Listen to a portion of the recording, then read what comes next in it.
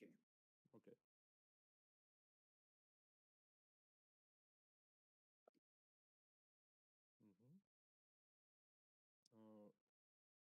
Hello, everyone. So my name is Artyom Kliga. I'm from the movement of Conscientious Objectors, and today we're continuing with webinars with Conscientious Objectors from countries with conscription. And today I like to greet our guests from Northern Cyprus, and from Northern Cyprus, and today with us Mustafa Herben is an activist from an activist and conscientious objector from Northern Cyprus. With us Hassan Rahvanchoglu. Sorry if I'm misspelling. Don't worry. Don't worry. Also a conscientious objector, and whose trial whose proceeding is not yet finished. And also with us Murat Kanatli, conscientious objector and a hero of recent new European Court of Human Rights decision. So I congratulate you, Murat, with this. So we're going to discuss it also today. And the main topic is what we want to discuss is a conscription in Northern Cyprus, some rules. We are going to compare it sometimes with Russia, some rules and provisions about the conscription of reservists, because I read that it's a key point in Northern Cyprus, and this decision of European Court of Human Rights was also about it.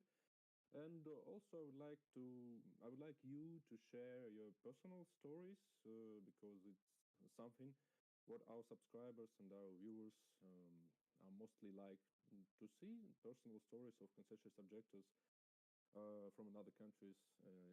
It's a main part of all our webinars like this. So yeah, I'm going to moderate this discussion, but you are free to talk and you're free to take floor. Whenever you would like to ask any kind of question, we can start. Yes, yes. Thank you, Murat. Yeah, I would like to start with some rules, with background of Northern Cyprus. It's like a common question in all of webinars like this. So, what is conscription looks like in Northern Cyprus? Can you tell us about the period of this conscription, about the age of conscription, about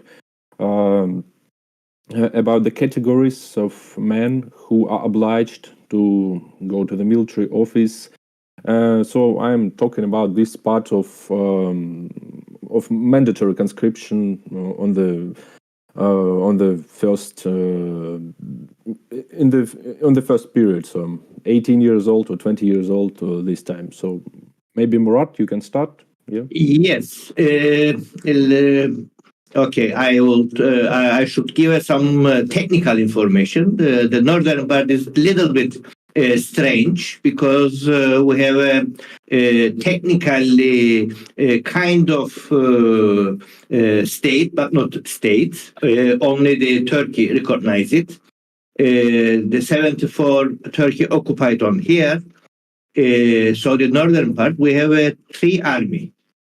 The one of them is the Turkish army, which came on here, the 1960s Constitution, Republic of the Cyprus Constitution.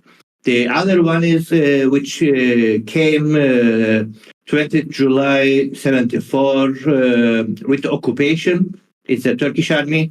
They expressed them as a peace force. Mm-hmm. And the other one is the Turkish Cypriot military army. So you believe that the three of them is the different, but not. It's so funny that the three of them, the commander appointed from the Ankara. But Turkey so careful about international law process as well. So the the army which came the 60s don't have any kind of relation with the 74 one. So they technically they cannot exchange any kind of human sources, any kind of weapons. Mm-hmm. But this kind of peace operation army and the Turkish Cypriot one exchange everything. So it's kind of the one army, but they would like to show as a independent one. So there is because we discuss in the military court these issues as well. Technically, they call each Turkish Cypriot man 17 years old to the army, but you can postpone it till the 32 years old. Mm-hmm. So too many young people go to the university, go to the master, doctora, and continue. Mm-hmm. And then they should join. But if you go to the doctora, PhD, and that kind of issues, they gave you the opportunity to pay and go to the army for only the 1 month. Yes, it's something what I read in Mustafa Hürben case about the conscription, if I'm not mistaken. So I read that you have an opportunity to pay 6,000 euro if you want to evade it legally. Yes. Yes. It was yes, please. It was a law for just the pandemic process. Yes. And I took advantage from it, and that was it. Okay, so talking about the conscription, if I'm not mistaken, I read information that the conscription age is between 18 years old and 40 years old. So is it correct? Issue is you went to the joint army. If you are managed to graduate at the university, you do it 1 year, 12 months. Mm-hmm. If not, 15 months. So you finalize it. But till 40 years old, they call you for as a reservist to the ready for war. Yes. So the preparation of the war. So till 40 years old, they call you every year for the 1 day, 2 days to the army. Yes, I have a plan to talk about reservists and this stage. But firstly, some questions about compulsory conscription. Yes, the first stage, I mean. So you mentioned that people can postpone the conscription. Yes, they enter universities and another organization. And what about health issues? When we had a webinar with Greek Conscientious Objectors, they mentioned a very funny moment that in Greece it's possible to buy medicine documents with diagnosis about depression or something like this. It's it's very easy. So a lot of lawyers and a lot of doctors typically sell these medicine documents, and it's very easy to with these documents, very easy to evade conscription legally. So do you have something common with this practice, or it's impossible? Technically, everybody can go to the university and postpone it. So in Greece, in Republic of Cyprus, they force the people to join the army 17 years, 18 years old. So they get it. In the Greek, inside of the Greek Cypriot communities, the name of the paper is the crazy paper. Yes, crazy paper, yes. They would like to get it, but in the north, yes, we are living in the Mediterranean country, so it's possible. We have any kind of illegal document is variable on here. It's no problem, but it's not so usual things, because everybody can postpone opportunity, they can leave the country, there's no harsh limitation. So it's not so something common. It's not so common issues. Yeah, I can describe, because I want sometimes to compare it with Russian system. So in Russia, it's now it's becoming very difficult to prove some tough health issues, even if person have something not like depression, but maybe like asthma or another diagnosis, some tough health issues. So it's very difficult to prove it to the military office, and we have a lot of problems. We receive a lot of messages about it. So now it's became more difficult than it was earlier. But I heard a lot of stories, and from Greek conscientious objectors and from Finland conscientious objectors, that in that countries it's very easy, but absolute conscientious objectors who want to show to the state that they do not want to obey with these rules. They do not want to have something with these rules. They want to show their ideals and principles. They do not use these methods. So it's like about this situation. So okay, but I understand. But on here again, what you're saying on this stage, again, till they enter the military camp, we have a different law. But when you enter the camp or they enter the military system, it's immediately starting the Turkish rules. So the how they approve or how they approve all this document via Turkish military hospital. So the issue is a little bit hard on this stage, especially they can send you the Turkey as well on the military hospital, with that kind of issues. We did in the past. We did one campaign because one young people did a very harsh car accident, and they would like to. They have a problem with his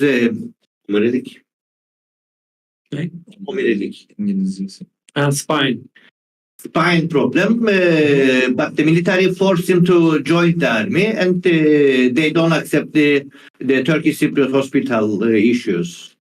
So they are forcing to go the Turkish military hospital. So it's a little bit problematic on that stage.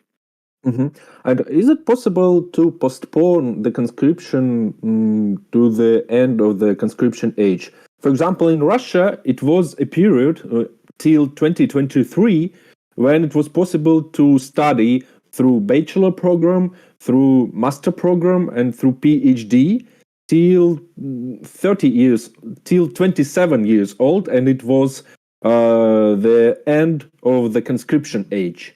So it was possible not to go to the army, just being a student. Is it possible in Northern Cyprus to study or to do something, another job that give you postponed from the conscription? In the past, yes, but now they continue put a limitation that you should finalize the university, the 6 years, the PhD, the 2 years, and because of all this limitation, hard to reach the end of the term. Oh yes, it's something that they also that Russian authorities implemented last year. So now it's impossible also. So after the PhD, So you have only a right to be free from conscription, but you need to receive PhD status in the university, for example. Yes, thank you. And I would like to ask some questions about alternative military service, because we had a webinar with Conscientious Objectors from Turkey. And so I read, and they also mentioned that there is nothing like alternative military service in Turkey, so it's impossible even to show your beliefs, so to persuade the military office that you do not want to go through conscription. So, if I'm not mistaken, you have the same rules, yes? Yes. Yes. And so, and it's only one option, is going through the military office and through the conscription. Okay, so after the stage of conscription, so men must serve, you said 1 year or more? 1 day. No, One no. day till the 40 years old. So it's not like you don't have like conscription like for 1 year. Yes, yes. There's a 1 year conscription. After that, you continue to join the military service for the 1 day every year. Yes. So after this, I mentioned, I said that this is the first stage. So this 1 year is like the first stage, and then you become a reservist. And Yes. you have this compulsory to serve 1 day, but I read also till 30 days. It's possible to have a call from 1 day till 30 days, or it's also always 1 day. It depends the law. The law say that depends the ministry's decision, Council of Ministers decision. So in the past is 2-3 days. For the officers, it is 2 days. For the normal military service one is for 1 day. So if necessary, they can increase it, but now they technically usually they use it for only 1 day. It's a little shorter, but similar with the Israel one. The Israel as well, they call all the services for the 1 week. What I remember in the Israel. Can you please describe for our viewers and subscribers this typical 1 day as a reservist? Because it's really very interesting. I suppose that authorities spend a lot of resources and taxpayers' money for this. So how does it look like? So you need to travel through the country, through this part of northern Cyprus, to the military camp, and you need to do something, and then you are free. It's like 1 day walk. How does it look like? Can you please describe? Maybe Mustafa or Hassan here also. Mustafa. I've never been in there. So the usual thing is first, like after you finish your military duty, first 3 years you go your original camp where you make your service. After three years, they start calling you the closest camp to your house, and the description on the paper says that you basically get training for 1 day, and if you are a rank officer, if you have a rank, you might go for 3 days or 2 days. It depends on the camp, and but in the reality, you don't do actually anything. You're just wasting resources. You just be with your friends, taking photos, having a laugh. So that's like completely waste of resources, and they are not actually teaching you anything. And the weird part is, like on Mustaf's case, he didn't even been in the military because of the rules that they made in the pandemic. Even for a 1 day, he didn't learn anything, but still they are calling him for renewing his education, which he didn't get any. So, like I said, like they said, Cyprus is a really weird country, and on the paper they are saying too much things, but none of them actually coming in real life, basically. Yes, you mentioned military education, and I find it very, very familiar because in Russia, when you finish the conscription, also 1 year, so you have something that they call military education. But of course, you can learn nothing, but you have something that is something in your papers that describe you as a very, very as a soldier with a lot of skills. So I suppose you have something common here, yes, and with this 1 day collapse, so you need to learn something more, or what's the idea to? It's like they are preparing your mentality for war. Like, we are calling you this year, you're not gonna do anything. Next year, same thing. Next year, same thing. But eventually, they're gonna call you like actual war. So it's like they're preparing your consciences for this. Like you're gonna wear those uniforms. They are very clear about those rules. You have to wear your uniforms. You have to get your gun or whatever they're gonna give to you. It's just they're training you for the future. Like eventually they're gonna call you for a war. But It's right more now, like pressure thing. exactly. They can call you. That's the thing. And talking about the calling, so I add something on here, yes, because issues is they continue to teaching us or reminding us that 74 is only the ceasefire. So the war conditions continue. So there is an enemy on there. You should be there ready for the war. So what we are doing, we reject to join the preparation of the war. This is the main idea of our campaign. Okay. So yeah, I wanted to ask about the collapse and summonses, but here is another question about the preparing for war. So I read information, and also I've gone through the bills that was in Parliament of Northern Cyprus, and it was a bill about the alternative military service that was on the table in January 2024, if I'm not mistaken.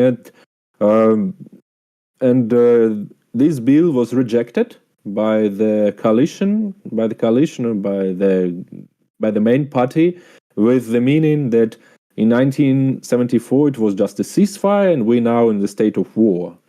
So, is it possible to?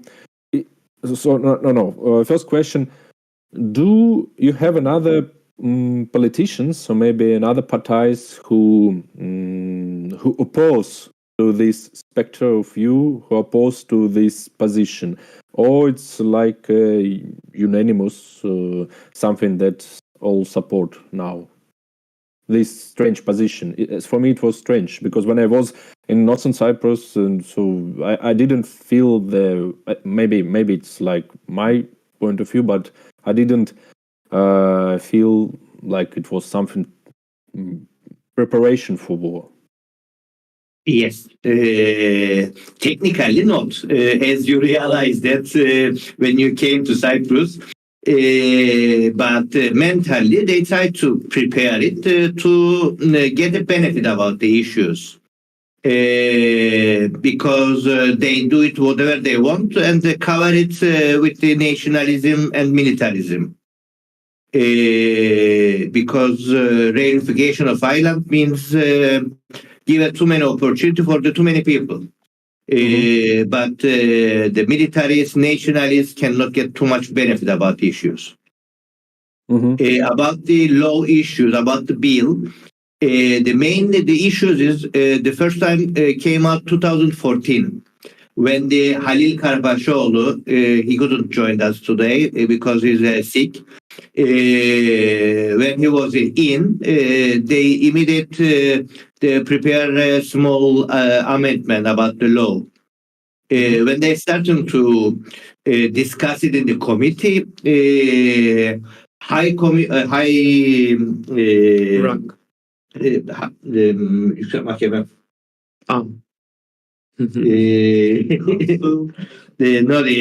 The High Court took a decision that because of the amendment process in the parliament, there's a possibility that the objection is not a crime anymore.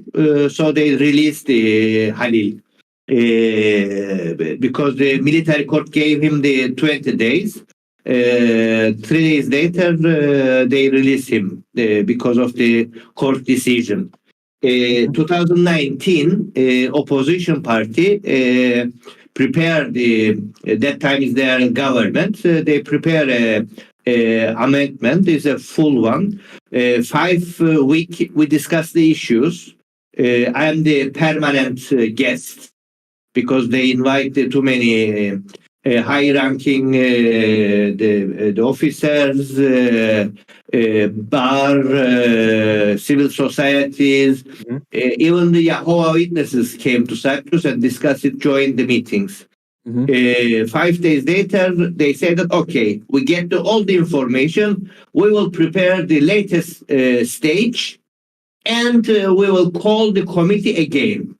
But the government fall, and all this preparation is down. This year, that party, now in the opposition, in the January, they submit the same proposal again. They didn't reject, they reject the speeded process because the Mustafa's case. So they say that let's put on the agenda of the committee so that we can start to discuss. So Mustafa not went to the prisons. They reject that process, but still amendment on the agenda. When they discuss it, nobody knows. Oh, okay. So they do not have strict rules or like strict procedure to discuss it, for example, in February, March, April. Okay, it's something is very typical to Russian Parliament also. Yes, and what my next question was about. The funny thing is, when they reject the issues, they say that we are in the war condition, we are ceasefire, we need a human sources. After that, 2 weeks later, suddenly they gave another amendment about these doctorate issues with the money issues, amnesty for who missed the apply for the financial service issues. So, and they pass it. Last week they managed to pass it. So we say that what kind of human sources problem? Only the problem for the objectors. Other than that, they don't have the problem. Yes, I can agree here. And I wanted to ask also about some judicial practice. So as I read the Mustafa's case, it was stated something that I didn't get. So the prosecution office said that Mustafa is a conscientious objector, but there is nothing like a law for conscientious objection or law for conscientious objection in Northern Cyprus. So because of this, it's impossible to reject all charges from the prosecution office. So can you please describe me this position from prosecution office that was described as Mustafa is a conscientious objector. So how they get it? So it's like their position only, or they I don't know, try to have some practice. They try to find some judicial practice, or they look at European Court of Human Rights and to the position of this court, or it's only was like a decision of prosecution office and it's meaningless. Well, that's a question that we like to ask them as well. Yeah. So it's difficult to. The benefit is like I'm the next in the line, so they're gonna recognize me as a conscientious objector as well. So I can actually get more than Mustafa penalty. That's the only thing that I understand from this situation. But other than that, we are confused as well. So it's like it's something unpredictable. So so they just form this position without any grounds. Yeah. No, I mean that you don't have there's no logic about all these issues because, as Hassan tried to explain, they charged me for 2009 one. Still, I have a 2010 and 2011 cases. But they say that, because of you went to the European Court of Human Rights, we should wait the decision of European Court of Human Rights, so that we should decide after that, so that they can withdraw. But like Halil case, he went to the European Court of Human Rights as well, but they don't withdraw his other cases, and they continue, and they call him again, 2020 one. Now he's in the military court, Halil. For Mustafa, they said, okay, we recognize you, so what's your expectation? They should not send another call up for the other years. But most probably they will continue to call up. So why? What is the logic? There is no logic in North Cyprus. Can I? So you have all similar cases, yes? So we are going to speak now about reservists, about this one-day issue, one-day call-up to the military camp. So all of you were obliged to serve as a military man for 1 day. So all of you refused to do it, and I read in details Murat's case because of the decision of European Court of Human Rights. Also, I read Mustafa's case because there were a lot of publication about it. So, Hassan, can I ask you to describe a little bit your case and describe a little bit your way from the first year when you name yourself as a conscientious objector? So, yeah. Well, it's not actually that different from others. I just don't like military.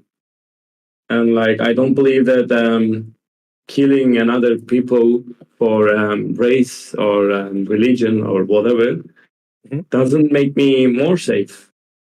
And it's just brainwashing, these preparation stuff, definitely. It's just brainwashing, and like you have that fear inside you. You have the enemies that I just like 2 days ago, I was having a dinner with them, with those enemies, you know, great people, which like all of those things are bullshit basically for me. And like, I have no enemies and I don't need to prepare myself for war. I don't need to kill another man. I just talk with them and solve my problems. And I'm a musician, and I actually, you recognize it as a Rimsky-Korsakov NA in St. Petersburg. I actually studied there, and like, I'm a musician, I'm an artist, and I don't believe that killing another man make me safe. So I don't need to learn how to use a gun, how to kill another people. I don't need those stuff. I can just like solve my problems like a human being while talking, communicating, you know. That's my belief. It's great. It's great to hear. And what was with your conscription period that I called today the first stage? So how did you get through this? So I know that Mustafa paid 6,000 euro because of the COVID and pandemic issues. Yes. And what was with your situation? Well, that's a funny one. You know, Cyprus is a small country, so basically, my family name has a reputation because we have so many politicians in my family, and they all don't like military services. So far, I actually don't get anything from the military court, which is weird. And it's been like 5 years that I'm not joining them. So nobody show up to tell me anything. But I'm just trying to force their hand because it's an important thing for me. And this guy is my best friend as well. So that's actually triggered me to like step up and do my, like, support my own beliefs. But I like, before this webinar, we were talking with Mustafa, and he said, they're not gonna bother you, man. Like he said, and probably they are not. But still, I'm trying to fight my own beliefs. So actually, I don't know what is gonna be my procedure in the future. So far, they are just ignoring me. Wow. I'm very sad. Yeah, and here I would like to ask, I wanted to ask about the way of calling people to the military offices. I forgot to ask it in the beginning, but you mentioned that they simply forget about your existence. And so it was very, very common in Russia also. Before the war and before the changes in legislation, we have also only paper lists of all conscripts in military office, and it was I don't know how, but somehow they tried to manage it, and there were a lot of stories of men like, oh, they didn't call me, so I live free for 20 years and I wasn't in the army because they didn't call me. Now it's a little bit changed, so they want to implement something that they call electronic system for conscription and for conscripts. But what about Northern Cyprus? So you have also these paper summonses. So they need to find you. They need to make your case in the military office, and they need to find you at the place of residence. So how they need to manage it? Because Greeks and conscientious objectors from Greece, they said that they have electronic system, and they have electronic system very good, as I can compare it with Russian system. So they have 6 times per year conscription periods, and they have electronic government system, something like this. So what do you have? What the rules of calling conscripts to the military camp? Yep. I have no idea, actually. We are in the middle of two things between the Russia and the Greek. We have kind of an electric system, but it's not working very well. Kind of thing. Only the problem for which the people not do it the military service, we have two friends. They didn't join the army, so they cannot leave the country because they should show that the paper that they postpone the military service or to finalize the service. So they don't have. So they stuck in the north. The one of them is last 6 years. And they don't call him as well because they know that if they call and do it, if they start the court procedure, we will do the campaign. So they not starting this process, they don't touch him as well. Oh yeah, I understand. It's something also that Russian authorities are now implementing, the ban of leaving the country if you receive a call-up from the military office. So it's a new rule that was implemented in 2023, and it was nothing like this earlier, but now we live in these conditions. And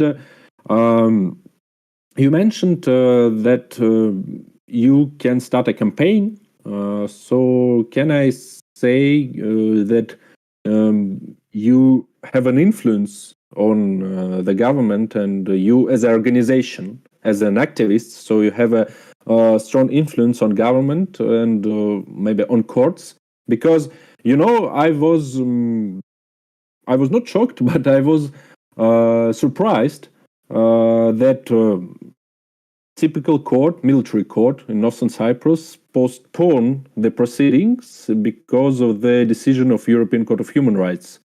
It's now Russia is not a part of European Convention, but earlier when it was also very difficult to think that some Russian court in Moscow and St. Petersburg will postpone the proceedings because of the decision of European Court of Human Rights, or some military office, prosecution office would not bring charges against conscript because of the decision of the European Court of Human Rights. So because of the human rights organization, we do not have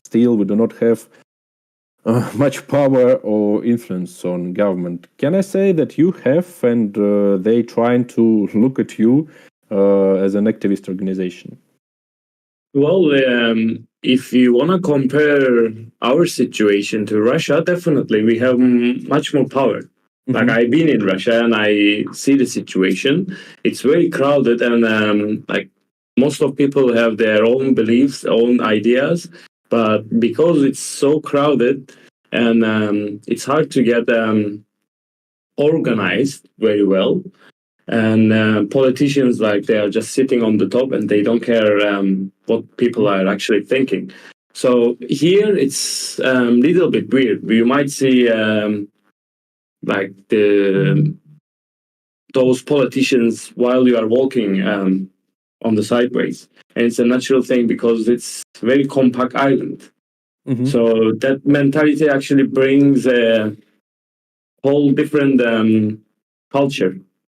So yes, it's like from that part we are actually lucky that we can actually force them to do something. At least that's what I believe, because most of them we actually know them face to face and we can talk with them like a human being. Like few years ago, this might actually be weird for you, but I was actually sitting with the parliament members because he was from my neighborhood, and we were like casually having coffees together. So this is it's like a gift from the island, actually.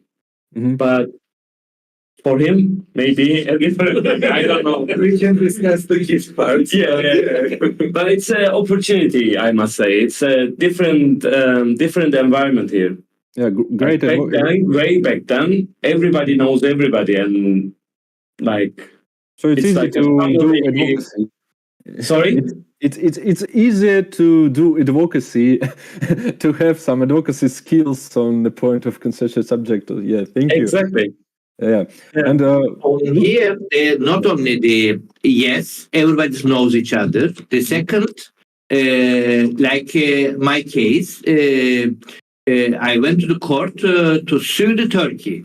So the Turkey is responsible because the previous decision of European Court of Human Rights say that because of the subordinate local administration of the Turkey on here, so the Turkey is guilty. So now the Turkey gave us the money and other things. So the Turkey little bit fragile, that they try to show that no, I am the good boy.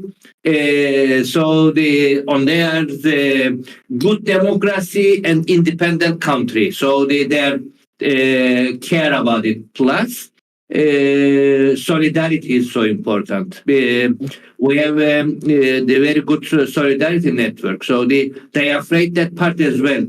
Because they try to prove that here is a democracy, so everybody should respect. So when their EPCO member came on here to the front of the military court, they are a little bit uneasy that some foreigner observer following their cases. Oh yeah. So all these three elements created some pressure on them. Yes, Murat, you mentioned also European Court of Human Rights in your case, so I wanted to maybe ask you some cases. So we have this decision, I read it, about the reservists in your case. Also, I say congratulate you on this decision. So can you please describe, so I read that this was the first case of European Court of Human Rights that mentioned reservists in Northern Cyprus. So it's the first case. We do not have any judicial practice about it. So can you maybe say how it will affect local courts, how it will affect judicial practice on the island, on this part of the island? I guess still they don't know. Still, you mean politicians? So no, the judge as well. They postpone it, so they try to understand that how they will continue. So because of that, High Court postponed, Mustafa's High Court postponed, the Halil's case postponed. They continue postponed to try to understand how they continue. Still, they don't know. So, as far as I'm concerned, they do not have an option.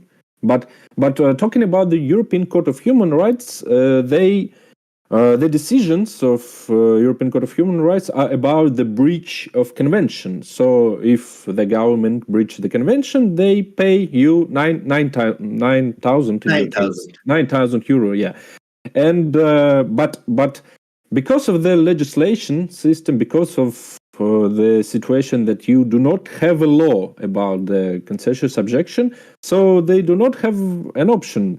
I understand they can postpone it, so it's like an option. But this issue is not a new. 2011, we went to the Constitutional Court. Yes, and the Constitutional Court say that yes, you have a right. On our constitution say that freedom of thought, freedom of conscientious is a right, yes. But at the same time, military service also in the constitution, so that we cannot decide. On here they say that, but because of the Bayatyan case, because of the Ercep case, because of the Halil Savda case, if there's no mechanism, European Court of Human Rights decide that it is a violation of Article 10. They say in the Article 9, violation of Article 9 in Constitutional Court decision 2011. So everybody knows it. So when I went to the the parliament committee meetings. I say it on there. They accuse me that I am not like the Turkey, and I say that pass the law, which I try to help you, and we will withdraw the case. So you are the nationalists. You say that you love the Turkey. So they pass the law that the Turkey is not guilty on the front of the European Court of Human Rights. They reject. As the Constitutional Court described 2011, the decision on here. It is a first case because especially the United Nations Human Rights Commission's documentaries say that as well. Before the military service, in the military service, and after the military service, you have a right. But European Court of Human Rights not decide that after the military service. This is the first case, especially the Russian-Ukraine war process. It is a so critical one because Belarus, Ukraine, Russian anti-militarist group reject and not go to the military service and try to leave the country and try to get a asylum in the neighbor country, and everyone say that no, we cannot touch. Now, for them as well, it's an important decision that no, you should give me my right because there's the European Court of Human Rights. They say that it is a right.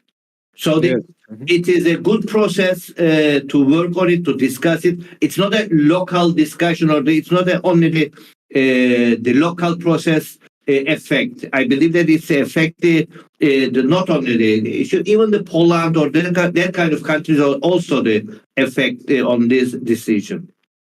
Yes, I can agree with you here, and also this decision is very important because I face a lot of positions like reservists. In Russia we have also reservists, like people after the army, they have become reservists, and we face a lot of positions in European countries. Like reservists are not obliged to go to anywhere, so they are not a subject of asylum. So in reality, they face a lot of risks in Russia. The main risk is to go to the war, and there are a lot of criteria for them: age, health issues, the situation that they gone through the regular conscription service, and so on. But in European Union and some countries, they don't see a problem here.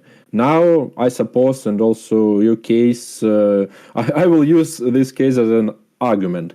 But what I want to say is, I thought about the situation now that all of you can file a claim against Turkey, yes, against Turkey in the European Court of Human Rights, because they theoretically try to call up you each year till 40 years old. So they can call up you each year, and you can file a claim each year.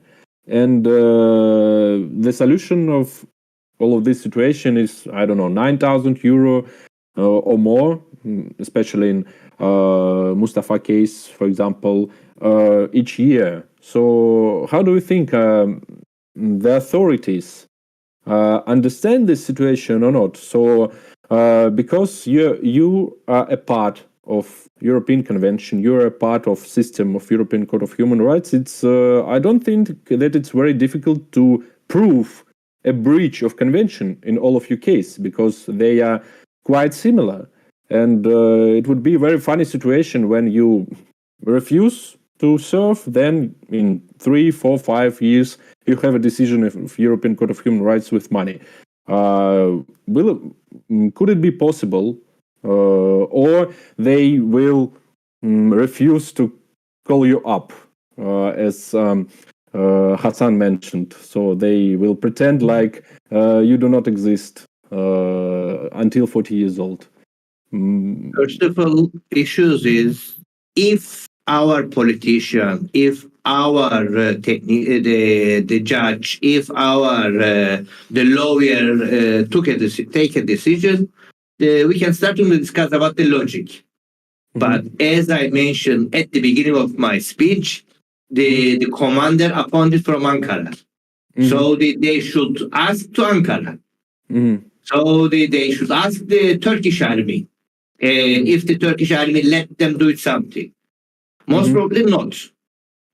So how they continue, like Erman case, Erman Dolmacı, they don't send him the court papers.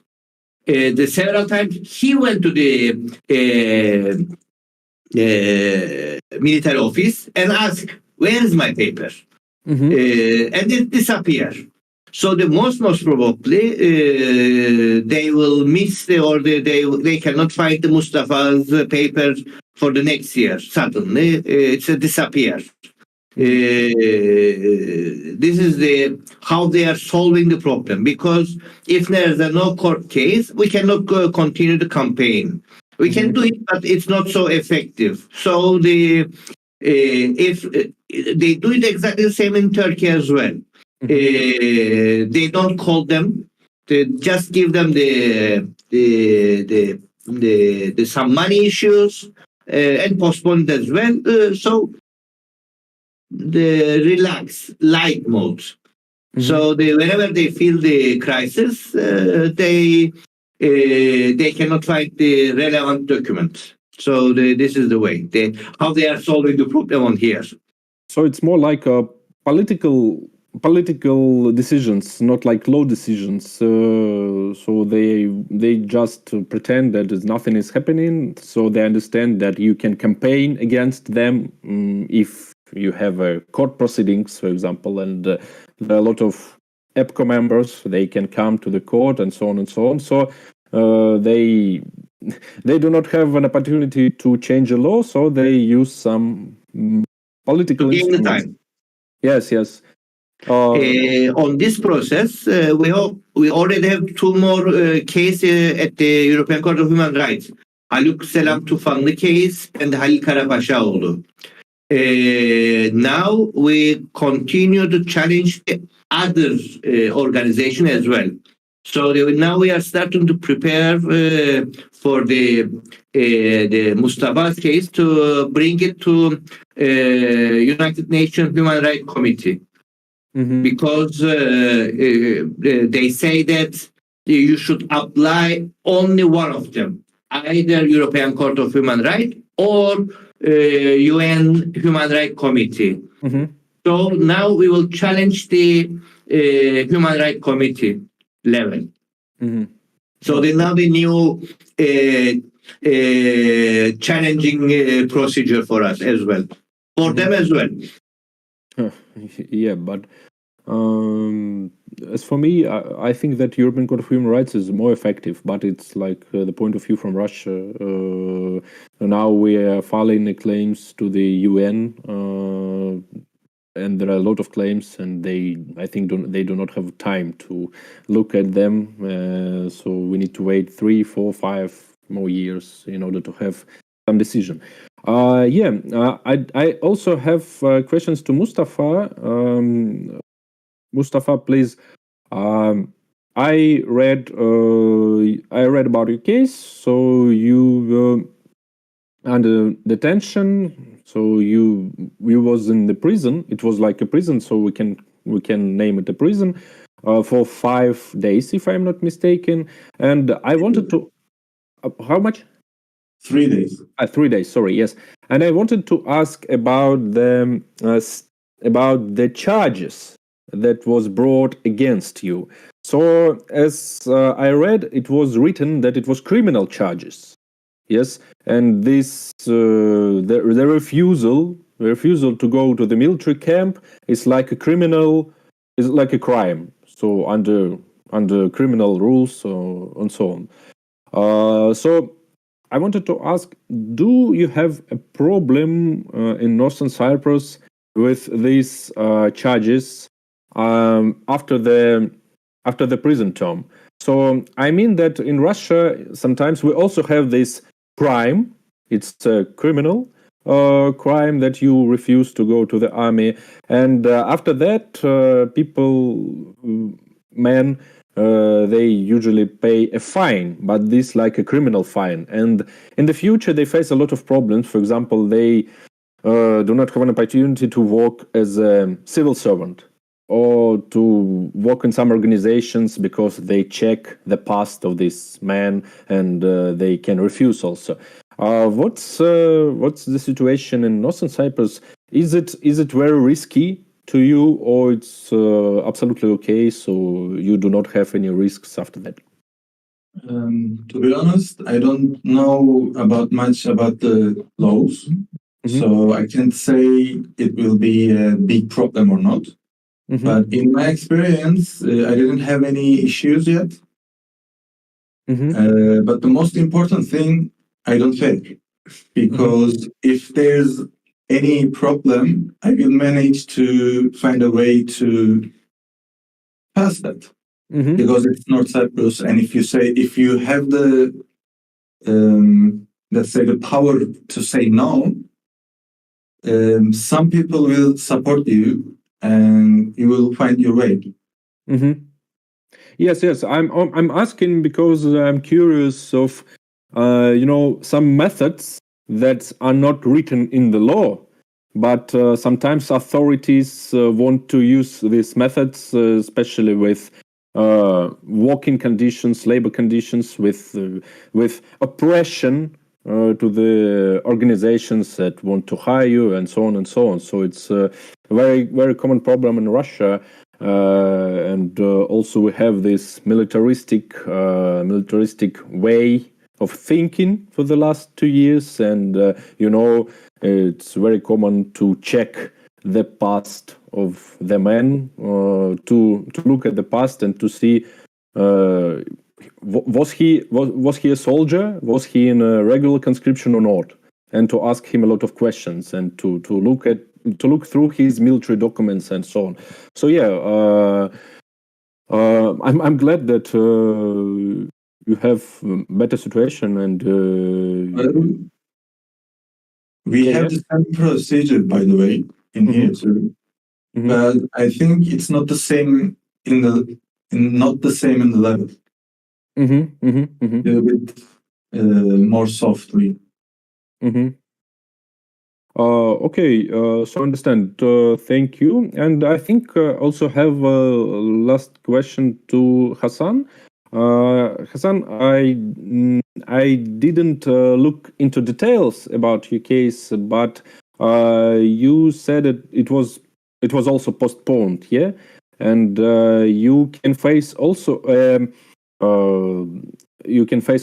a prison term, yes, as like in Mustafa's case. What do you think about it? So Mustafa got a fine, if I'm not mistaken, but he refused to pay it, and he was detained, and it was a prison term for 3 days. Do you want to go through the same situation or not? If they will fine you with if they will have a fine, yeah. I can say that the most powerful thing that the human has, that if you can say no to things and do your own things, it's like you are having your freedom, and this is like the power that you get. And yes, I'm not gonna pay them, and I wanted to correct you. There is no case in my name. I actually went to military office, police office, and it's been 5 years that I'm not joining the military. So there is actually no case in my name. They are completely ignoring me, like I said, so there is no case. And if they decided to open like a court or any case on my name, I will probably fight same way that Mustafa did. I'm not gonna pay them anything, and I want to like get my rights. Like there is no reason for me to pay any penalty or go into the jail just because I don't want to kill people or learn how to kill people. It shouldn't be right. So probably I'm gonna do the same that Mustafa did. On here, I would like to give a small detail because a military court also realized that there's a problem. Normal procedure, if you don't join the reserve service, for the normal people, they gave the fine for the money. They say that now I guess the half of the minimum wage, plus they say that you should go and get the new date for the reserve service. For us, they say that just pay the bill. So if we pay the bill, we will close that year's case. Normally, they don't allow it. But for us, they gave us that kind of option. Plus, for the Mustafa case as well, the minimum the fine. So the issue is not a money or not the number or we continue. We have a slogan. Even 1 hour, we will not join the military service. So the issue is the even the 1 cent or the 1 hour, we will not join the army. So we will not pay even the 1 Turkish lira they gave us. We will not pay. This is the logic of the issue. But the military court also realized that one. So they try to do the kind of negotiation with us that they pay and not create too much headache for us. So that they don't force us to go to the office to get a new date. So they do it that kind of favor, and we reject that favor as well. Oh, it's great, and it's also about the political decisions that I mentioned. So they understand it, and also I can note that the influence of your organization and of you as a conscientious objectors on the military camps, on the military offices, on the government. So it's have very noticeable results. So I can congratulate you on this, and it was very interesting to hear because I think it's the first webinar. We also had a webinar with Germans, but it was a webinar about history, how they changed the conscription to the alternative military service in 80s. But it was about history. And now I was very glad to hear that your actions affect actions of government and affect some decisions of courts. It's very interesting, and it would be very interesting as a lawyer to walk in this sphere, especially in military sphere. So, okay, I think I'm run out of all questions that I have, and also it's more than 60 minutes for our discussion. Thank you very much, Mustafa, Hassan, and Murat. Thank you very much for sharing your cases. We also are going to prepare some materials for our subscribers. I mean, some publications about the case of European Court of Human Rights, about your case, Mustafa, and it was Halil's case that he's sick today, but I also wrote about it. Thank you, and I wish you good luck with all of your work in the northern Cyprus. Thank you for being here. Thank you for your time. Thank you for your position that you share with our viewers. Thanks also, and I would like to again underline that about the objectors, about the anti-militarists, our strength is the solidarity. So they would like to underline again and again and again the solidarity with the anti-militarist objector of the Ukraine, Russian, Belarus, the Jewish objector as well. We will with them, we will with you, and we will continue to struggle all together to reach our goals. Yes. Thank you for the information. I think the next webinar we're going to make with conscientious objectors from Israel.